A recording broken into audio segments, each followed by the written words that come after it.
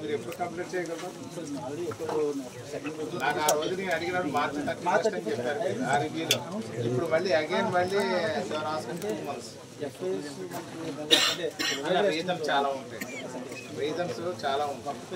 ఇప్పుడు అలాగే పోలవరం ప్రాజెక్టు కూడా అలా చేసే ఇప్పుడు 4 ముఖ్యమంత్రులు మారి దాన్ని ఉన్నదానికి 4 రెట్లు రేట్ పెంచారు ఎస్టిమేషన్ కాస్ట్. నువ్వు ఈ టైంలో పనిచేసే ఎస్టిమేషన్ కాస్ట్ ఎస్టిమేషన్ కాస్ట్ పెరిగితే ఇబ్బంది అవుతుంది. టోటల్ బల్క్ రోడ్ అంతా ఇక్కడ వస్తుంది. అక్కడి నుంచి 11 km వస్తే లో వోల్టేజ్ వస్తుంది, పవర్ ఇన్ఫర్షన్ వస్తుంది. ఇన్ఫర్షన్ ఎలా ఉన్నా మనం మెయింటైన్ చేసినట్టు లో వోల్టేజ్తో ఇండస్ట్రీ రన్ అవుతాయి, లేకపోతే అన్ని ప్రాబ్లమ్స్ వచ్చేస్తాయి. 100 acres మనకు ఒక రెగ్యులర్ సైట్ ఇస్తాం. సబ్స్టేషన్ ప్రపోజ్ చేసి మనం దాంట్లో ఒక లేఅవుట్లో ల్యాండ్ ఎక్విజిషన్ చేసిందేనా? మరి ల్యాండ్ ఎక్విజిషన్ చేసిన బయట పాయింట్ పెట్టలేదు సార్. ఆ చివరి పాయింట్ పెట్టలేదు. ఈ సెంటర్లో స్ట్రైట్ లైన్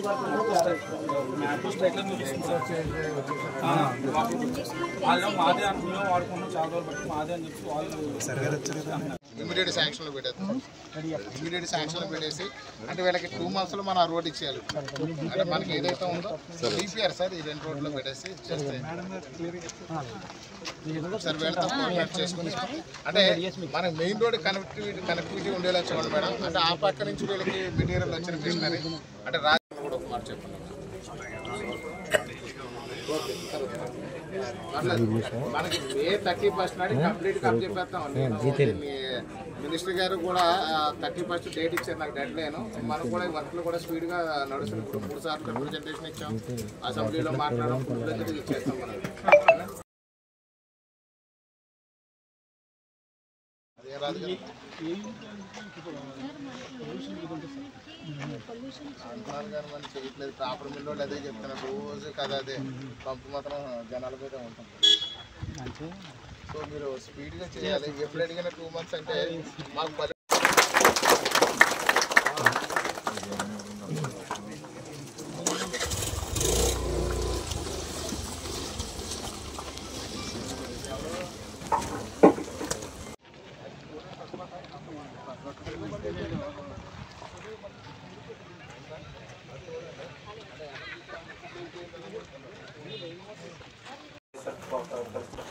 అలాగే బౌండరీ ప్రాబ్లం అది ఒకటి ఇంకా సాల్వ్ అవుతుంది. రివైజ్ లేఅవుట్ మై అప్లైస్ ఒక ఎస్టిమేట్లో రివైజ్ అయ్యింది.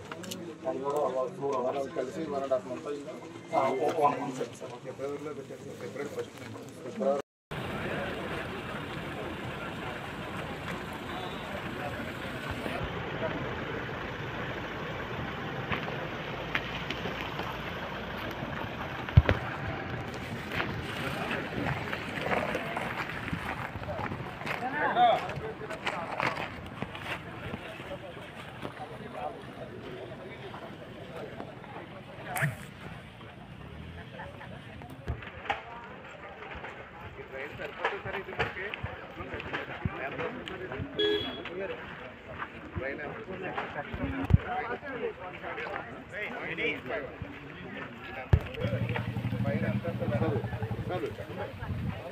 తీసుకుని 25 కోట్లు ఇన్వెస్ట్ చేసే విధంగా కూడా ఇక్కడ ఉంటది.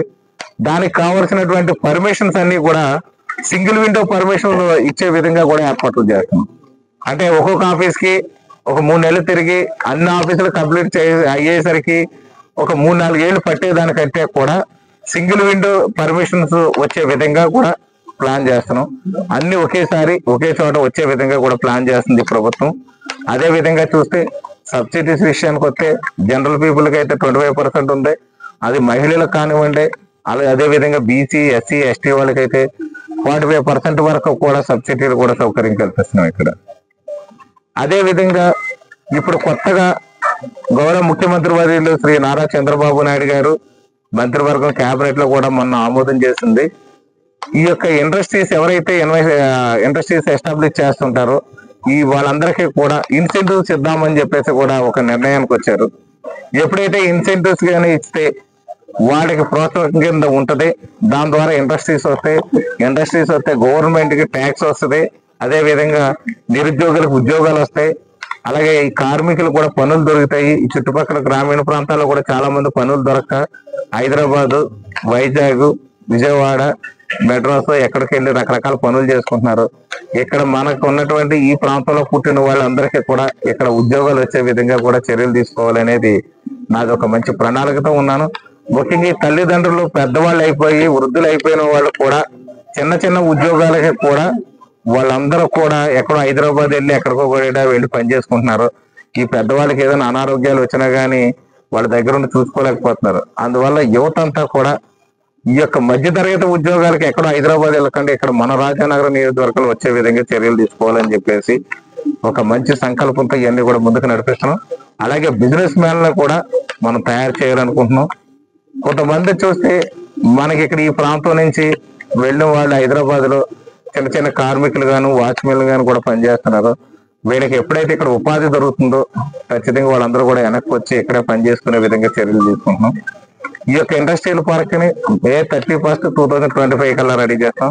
అదే విధంగా సాఫ్ట్వేర్ కంపెనీలకి software technology parks of India అని చెప్పేసి ఒక కంపెనీ ఉంది. ఈ సాఫ్ట్వేర్ కంపెనీలు అన్నింటిలో కూడా మెయిన్ కంపెనీ అది. దాన్ని కూడా తీసుకొచ్చే ప్రపోజల్ పెట్టాం. మొన్న మన తెలుగుదేశం పార్టీ యువ నాయకులు జాతీయ కార్యదర్శి మన హెచ్ఆర్డి మంత్రి గారు శ్రీ నారా లోకేష్ బాబు గారు కూడా దాని మీద స్పష్టమైనటువంటి ఇన్ రైటింగ్ లో కూడా ఆయన తెలియజేస్తూ STPA మీ దగ్గర పెడదాం, software technology parks of India మీ దగ్గర పెడదాం ఖచ్చితంగానే, అక్కడ సాఫ్ట్వేర్ డెవలప్మెంట్స్ కూడా చేద్దామని చెప్పేసి వారు ఒక నాకు లెటర్ కూడా ఇవ్వడం అయింది రిటర్న్ గానే. త్వరలో అది కోరుకొండ మండలంలో మనం ఏర్పాటు చేయడానికి కూడా ఒక 25 ఎకరాలు ఇనిషియల్ గా కూడా మనం చూడడం జరిగింది. ఇప్పుడు త్వరలో దాన్ని కూడా డెవలప్ చేసి ఇక్కడ సాఫ్ట్వేర్ పార్క్ రావాలి, ఇండస్ట్రియల్ పార్క్ రావాలి. ఈ యొక్క ఎంప్లాయ్మెంట్స్ అందరికీ వచ్చే విధంగా చర్యలు తీసుకుంటున్నాం. అదే విధంగా ఇండస్ట్రీస్ పెట్టే వాళ్ళు కూడా ప్రత్యేకంగా ఆహ్వానిస్తున్నాం. త్వరలో ఇంకొక 1 month లో ఇది ఒక స్టేజ్కి వచ్చిన తర్వాత, ఫైనల్ స్టేజ్కి వచ్చిన తర్వాత ఈ ఇండస్ట్రీస్ ఎవరైతే ఇండస్ట్రియలిస్ట్స్ ఉన్నారో వాళ్ళందరినీ కూడా పెట్టుబడిదారులందరినీ కూడా ఒకసారి ఆహ్వానిస్తాము. క్రూసిబుల్ ఇండస్ట్రీస్ వారు అడిగారు, సెరామిక్స్ ఇండస్ట్రీస్ వారు అడిగారు, ఫుడ్ ప్రాసెసింగ్ ఇండస్ట్రీస్ వారు అందరూ సైట్లు అడుగుతున్నారు. త్వరలో అవన్నీ కూడా తీసుకొచ్చి మనకి ఇక్కడ పల్పి మ్యాంగో దొరుకుతుంది, మామిడికాయల సీజన్లో బాగా మామిడికాయలు దొరుకుతాయి. మన అసెంబ్లీలో కూడా మాట్లాడి మాకు ఫుడ్ ప్రాసెసింగ్ యూనిట్లు ఎక్కువ ఇవ్వండి అని చెప్పాను. మనకి క్యాషియో ఇండస్ట్రీస్ కూడా బాగా పనిచేస్తాయి. జీడిపప్పుతో తయారు చేసేది పనిచేస్తాయి, మామిడికాయలతో తయారు చేసేది పనిచేస్తాయి, మామిడికాయ గుజ్జు తయారు చేయొచ్చు. అలాగే ఆరెంజెస్ మనకి ఏదైతే నారింజ, నిమ్మ, బత్తాయి ఇలాంటి వాటిలో కూడా తయారు చేస్తాయి. ఇక్కడ లోకల్ గా దొరికే అన్ని కూడా మనం ఇండస్ట్రీస్ ఇక్కడ పెట్టవచ్చు. రైస్ బ్రాన్ ఆయిల్ ఏదైతే మనకు తవుడు నుంచి నూనె తీస్తారో దాన్ని పెట్టవచ్చు. పామ్ ఆయిల్ తయారు చేయొచ్చు, అన్ని కోకోనట్ ఆయిల్ తయారు చేయొచ్చు, అన్ని ఇండస్ట్రీస్ పెట్టచ్చు. యువత అందరినీ కూడా బాగా అవేర్నెస్ అనేది తీసుకొచ్చి త్వరలో ఒక 1 month లో కొంచెం అదే ఇప్పుడు ఈ రోజు రావడం కూడా ఇన్ఫ్రాస్ట్రక్చర్ ఎంతవరకు అయిందో చూడడానికి వచ్చాం. ఇది దగ్గర పడేసరికి బాగా ప్రచారం చేసి ఈ యొక్క అందరికీ కూడా ఎవరికి ఏ రంగాల్లో ఇంట్రెస్ట్ ఉందో వాళ్ళందరూ కూడా సైట్స్ అలాట్ చేసి పర్మిషన్లు కూడా ఇప్పించి వాళ్ళకి సబ్సిడీలు ఇప్పించి బ్యాంకుల తరఫు నుంచి కూడా లోన్స్ కూడా ఇప్పించి ఇక్కడ ఇది పార్క్ త్వరలో డెవలప్ చేస్తామని మీ అందరికీ తెలియజేస్తున్నాను. కూడా అధికారులందరూ కూడా వారి యుద్ధ ప్రాతిపదిక మీదే పనులు పూర్తి చేస్తున్నారు. ఇక్కడ రోడ్లు కూడా శరవేగంగా పూర్తి చేస్తున్నారు. అదే విధంగా డ్రైనేజీస్ కూడా శరవేగంగా పూర్తి చేస్తున్నారు. దీనికి ఏదో చిన్న చిన్న న్యాయపరమైన చిక్కులు ఉన్నాయి, సరిహద్దు తగాదాలు ఉన్నాయి, అలాగే ల్యాండ్ షార్టేజ్ అనేది కూడా కొంచెం కనిపిస్తుంది.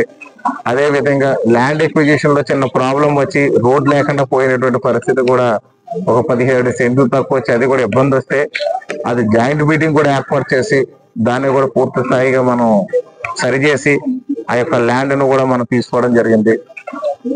త్వరలో దీనికి రోడ్లు, డ్రైనేజీలు, ఎలక్ట్రిసిటీని కూడా ఏర్పాటు చేస్తున్నాము.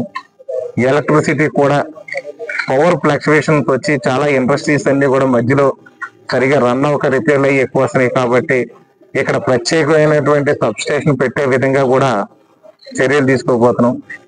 Separate sub station industrial park ఇస్తాము. అంటే ఇమ్యూనిటీస్, మౌలిక వసతులు అన్ని కూడా ప్రత్యేకించి ఇక్కడ కల్పించడానికి ఒక చొరవ తీసుకుని పనిచేయాలి అనే నిర్ణయానికి వచ్చాము. ఇక్కడ ముఖ్యంగా చూస్తే రాజానగరం హైవే నుంచి ఇటు గండేపల్లి హైవే కూడా కనెక్ట్ అయ్యే విధంగా కూడా ఒక సెపరేట్ రోడ్ ని కూడా వేస్తే బాగుంటుందని చెప్పేసి ఇప్పుడు ఒక మంచి R&B అధికారులు, పంచాయతీరాజ్ అధికారులు, APIS అధికారులు సూచనల మేరకు త్వరలో అది కూడా పూర్తి చేస్తాం. ఈ విధంగా ఇక్కడ ఉన్నటువంటి పరిస్థితులన్నీ కూడా చక్కదిద్ది ఫుడ్ ప్రాసెసింగ్ యూనిట్లు కానివ్వండి, మ్యానుఫ్యాక్చరింగ్ యూనిట్లు కానివ్వండి, కుటీర పరిశ్రమలు కానివ్వండి, అదే విధంగా ఈ యొక్క small scale industries, middle scale industries కూడా ఎస్టాబ్లిష్ చేసుకునే విధంగా ఇక్కడ ఇన్ఫ్రాస్ట్రక్చర్ అంతా కూడా కంప్లీట్ డెవలప్మెంట్ ని May 31st డెడ్ లైన్ అని చెప్పి మేమందరం ఒక నిర్ణయం తీసుకుని May 31st 2025 డెడ్ లైన్ అనుకుని రోడ్లు, డ్రైనేజీలు, ఎలక్ట్రిసిటీ, వాటర్ అంతా కంప్లీట్ గా ఇక్కడ ఇచ్చే విధంగా ఇన్ఫ్రాస్ట్రక్చర్ అంతా కూడా ఫుల్ ఫ్లెడ్జ్ డెవలప్ చేయడానికి అటు మంత్రి గారు కూడా దానికి తెలియజేశారు. అదే విధంగా ఏపీఐఏసీ అధికారులు, ఇక్కడ ఎలక్ట్రికల్ అధికారులు, ఈ యొక్క R&B అధికారులు, కాంట్రాక్టర్ అందరితో రివ్యూ మీదట May 31st 2025 కల్లా కంప్లీట్ ఇన్ఫ్రాస్ట్రక్చర్ ని డెవలప్ చేసే విధంగా ప్లాన్ చేస్తున్నాం. జూన్ 1st వీక్ లేదా జూన్ 2nd వీక్ లో సైట్స్ అన్ని కూడా అలాట్ చేస్తాం.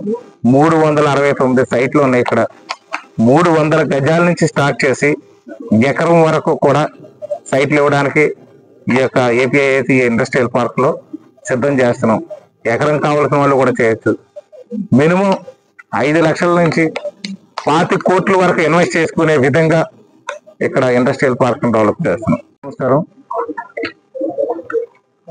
ఆంధ్రప్రదేశ్ రాష్ట్రంలో ఎన్డీఏ కూటమి ప్రభుత్వం ఏర్పడిన తర్వాత గౌరవ ముఖ్యమంత్రి వర్యులు శ్రీ నారా చంద్రబాబు నాయుడు గారు, అదే విధంగా ఉప ముఖ్యమంత్రి వర్యులు జనసేన పార్టీ అధ్యక్షులు శ్రీ కొణిదెల పవన్ కళ్యాణ్ గారు అభివృద్ధిని అన్ని రంగాల్లో కూడా పరిగెత్తేస్తూ ఉన్నారు.